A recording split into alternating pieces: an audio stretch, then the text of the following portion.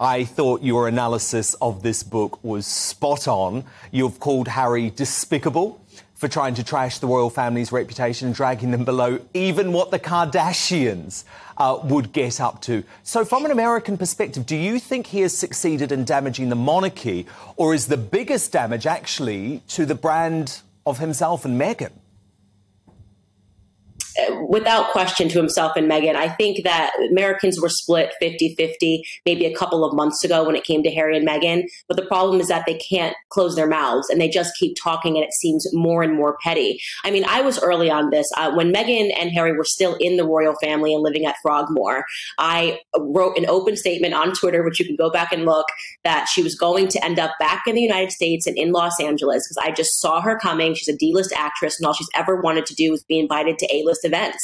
And she's been a social climber from the beginning. She married somebody the first time to socially climb.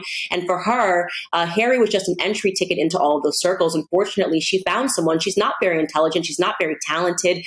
Nobody in America was watching Suits. She was an actress that was living in Canada. And fortunately for her, and credit to her, she found someone that is dumber than her. And that's the truth, is that Harry's just not a very smart person. And if there's one thing that this book definitely is not, it's a good advertisement for Eton, right? I mean, if I'm thinking about whether or not I want to send my son Eton, I'm telling you, I'm thinking now, did this guy graduate? He begins his book with a quote he says is from brainyquote.com. And then he says he found out that it was from William Faulkner and thought to himself, who the F is William Faulkner? He put this in his book. It instantly lets you know how non-academic he is. And so you feel bad for him only because I do believe that he is a victim of his own stupidity. And I mean that, and I'm saying it heartfelt, just so you know. That is the best case scenario, is that Harry is a victim of his own stupidity. And he's also tremendously privileged. And when I read this book, I just said the new title, it should either be Spite or Privileged. He actually believes that the things that he has lived through has rendered him a victim. He thinks, he goes in this prologue, he starts talking about attending, I believe, Eton College. I think it was the prologue. And he sort of recounts this story about how William said to him that he didn't want to hang out with him at school at Eton. That has happened in every family in the entire world. Siblings don't want to hang out with each other in school. You're trying to distance yourself from your siblings so you can establish yourself as a person. It doesn't make Harry a special individual. It makes him regular. That he had the nerve to put into his book that while living in Balmoral Castle, an actual castle, he details it has 50 rooms. And his gripe is that he had to share a room with William and that he got the bad half of the room. In a castle with 50 rooms. Is this supposed to be relatable? It's not very relatable. Every person under the sun, as a younger sibling, forget being the heir or the spare, understands that the older sibling is afforded certain privileges, like the bigger room. That happens in households all across the world. But Harry actually believes that this is some slight against his childhood.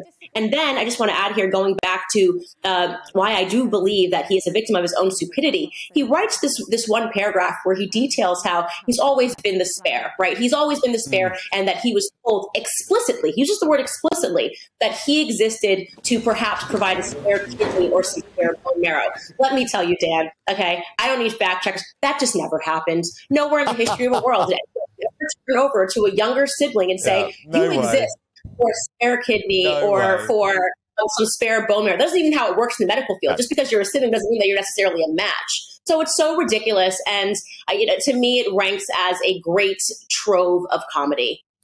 And I agree with all of that, right?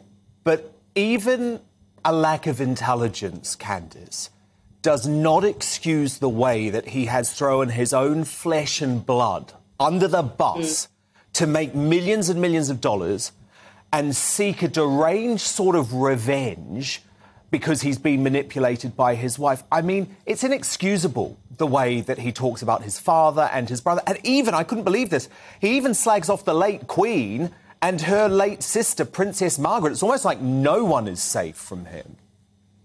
You know, actually, the ugliest part is that he included his niece, Charlotte, crying over a bridesmaid dress. It's so remarkably petty. And the idea that you would use a toddler for book fodder and clearly excerpted text messages. We don't really know what's happened. He's being very careful to say, I don't know what this part is. His memory gets very foggy when we have the potential to to receive some clarity about who his wife is. I think she is actually quite rude. She was quite rude to Kate.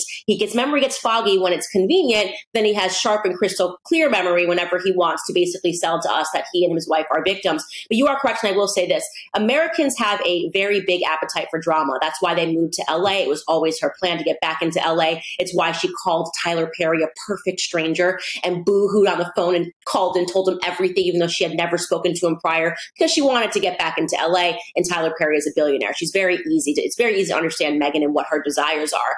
But what I will say is that even for Americans, turning your back against the family is a step too far. You can maybe do that once and claim racism, and you had everybody believing that this must be it in the fog of Black Lives Matter and George Floyd when everyone was going crazy. But now there's more of a sober analysis on what's taken place. It seems too petty. It's gone too far. Not even the Kardashians. That is perhaps the example of the most crass family that we have in America. They put everything on display. But I would tell you one thing about the Kardashian sisters. They are loyal to one another. Yes. That is the reason why people like them, right? They don't ever sell each other down the river, and they're a very close-knit, tight family, and people enjoy that. What Harry is doing, and that any wife would stand by and allow her husband to do this. I mean, there are some parallels. My husband and I, obviously, he's English. We fell in love at the same time. I'm an American girl that came from nothing. My husband's family has a bit more than me. My husband's father is in the House of Lords.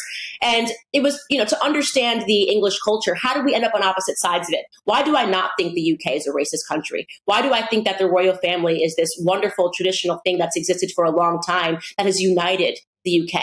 And nobody even knew that Meghan Markle was Black until she wanted to tell us this. She never said she was Black throughout her entire career, never spoke about her Blackness.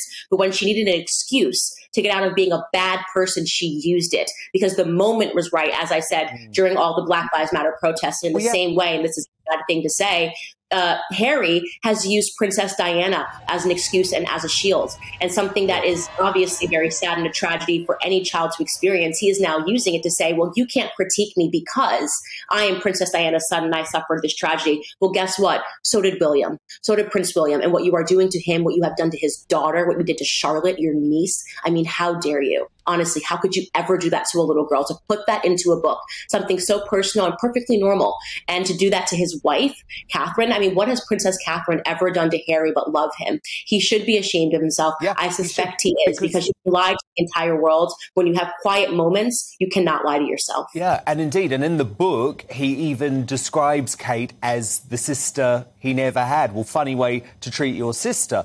You mentioned Meghan's shall we say, changing views on race. You have actually said in all of Spare and all of the characters spoken about in Spare, the people spoken about in Spare, you believe Meghan Markle is the most racist person in the book. What do you mean by that? What I mean by that is that if you go back and you look throughout Meghan Markle's entire career, she never wanted people to know that she was Black. She never wore that on her sleeve. She never spoke about her Blackness. If we had looked at her, I maybe would have assumed that she was Hispanic. No one would have ever guessed that she was Black. It was never relevant to where she wanted to be in her career. And the first time that you find that Meghan mentions her Blackness is when she wants to get out of the royal family. Even at the wedding, the only Black people she had were billionaires that she wanted to be on their shows. She had Oprah and she had Gayle King and she had her mother, who is partially Black. But Meghan Markle didn't have any of her Black family members at her wedding. This is a woman that was escaping her Blackness throughout her entire life until she realized that it could be used to her advantage. And I find that to be despicably racist. When you say the only value that being Black has to me is when I can use it to get ahead and to climb the social ladder, and that's when I'm going to mention it and I'm going to use it as a shield so you can't say anything because I'm Black and how dare you speak about a Black person in a negative way, because she realizes that I don't have to face any critiques. I'll just call it racism. And then everyone will have to excuse my behavior. I find that to be despicable. It's a very bad view of Black Americans to have, and I want to be clear that it's not the way that most of us think. And so I'm so disgusted. Now she's done a 23andMe because she wants people to know what percentage of Nigerian she is. She suddenly became interested in knowing what percentage of Nigerian she was at the ripe age of 41 years old. I mean, do me a favor, spare me, Harry, spare me. What's interesting, though, reading the book, you can just tell how manipulated and sucked in he is by his wife. I mean, Candace, he still believes that Meghan had no idea who he was. He says multiple times in the book, she's never Googled me. She's never Googled my family. She has him wrapped around her little finger. And that's not to say that Harry shouldn't take the blame. I've always said right from the start, I think they are both to blame for their actions. But he is manipulated by her, is he not? Absolutely. And what's so funny about that is Meghan is a trained actress. What she does is that she studies people. She's not a good actress, but she is a trained one, right? She's been doing it her entire life. And there is no doubt that she studied Princess Diana. She studied her mannerisms towards Harry when he was a boy and the way that she grabs her face. And this is the psychopathic elements of what she does, putting a pregnancy text next to Princess Diana's hair, saying that she put her hands on the grave to have a conversation with her, bursting into tears. And she has convinced, there's a thing called in psychology called the Freudian transfer. She has convinced Harry that she is Princess Diana, except this time he has an opportunity to save her. That is the truth. And it's worked, right? So she's done this convincing performance for Harry that I don't know how I ended here. I just love you. And I'm just like your mom. And the one chance that you had to save your mom again, when he recounts that tale and the things that she said, she threatened homicide on her unborn child and suicide on herself. And then she convinced Harry that it was his idea to leave the UK. No, of course, if you threatened to commit suicide and homicide against my child, you basically said to Harry, you need to do something radical or I'm going to take my life. And that something radical was to leave the UK and to leave the royal family. And yet he believes that this was his own idea and not that these ideas were manipulated and planted into his head by Meghan. As I said, he just isn't very bright. He actually believes everything that she says to him. And unfortunately, I don't see how he can get out of it because he's got no one around him. It's a perfect example when you learn about abusive relationships, isolating someone entirely from their friends and their family, making them believe that their friends and their family are the enemies. I mean, these are classic signs of an abusive relationship. She has accomplished all of them. Getting him to speak loudly, speak out against his family. I mean, what late stage of victimhood is he in right now? So he is. I'm angry at Harry for what he's done to his family. There is a part of me that does see him as a true victim in a very dangerous relationship that he is being manipulated within.